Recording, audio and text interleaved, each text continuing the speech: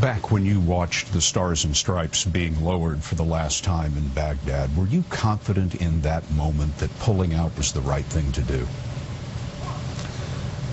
No, I wasn't. I really thought that it was important for us to maintain a presence in Iraq.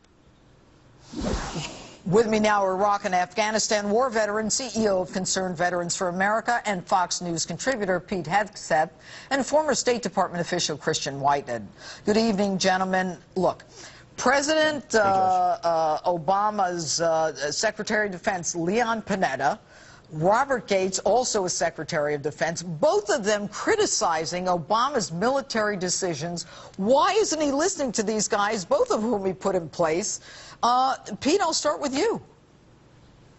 Well, it's a bipartisan consensus at this point. We've seen through this administration, President Obama is more interested in listening to his political advisors than he is to his military generals. And you're starting to see that now with the battle plan against ISIS. He's laying out front what we're not going to do as far as boots on the ground, whereas you're starting to hear percolating behind the scenes, both those in the administration, Dempsey, outside the administration, Gates, Panetta, Petraeus, saying it's sort of foolish both to play your cards up front, but also to rule it out if you're going to truly seek to destroy. So you're starting to see a wedge being driven that we've known about for a long time. Pete, the question is, everybody knows we need boots on the ground. I haven't met anybody who says we don't need boots on the ground. If we're not going to partner with Iran and we're not going to partner with Syria and we're not going there, whose boots are going to be on the ground? That's number one.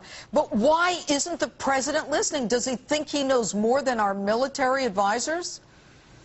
You know what, I tell you this, for President Obama, Iraq is a four-letter word, and not just Iraq, but it is a place he refuses to want to go back to. I mean, he staked his presidency, even as a candidate, before the war, on the fact that he was going to end the war in Iraq. He wants to continue to say, I ended the war. So regardless of the situation now, I think he sees his legacy as a war ender in Iraq, and that's what he cares about. Politics. And so he's trying to do everything he can to maintain that stance. Christian, what say you on this? Just quickly, why is he not listening? Well, he just thinks he knows better, and this has been, throughout this administration. Why is Hillary Clinton and now John Kerry able to travel essentially endlessly? Real decisions are actually made in the White House. They're not made out at agencies. And the fact that his cabinet is constantly traveling is part of the symptom that they're just not being listened to. They're not involved. It comes down to Valerie Jarrett. It comes down to Susan Rice. It's really just Obama's very tight inner circle of sycophants giving him ideas, and none of these people have really any experience or any decent track record on military affairs or strategic affairs. Clearly, but even the generals are saying the Iraqis that, and the moderate Syrian rebels, they can do, they're saying they're not 50% up to the task. But my question is, how do we know who's moderate and who isn't moderate, Pete?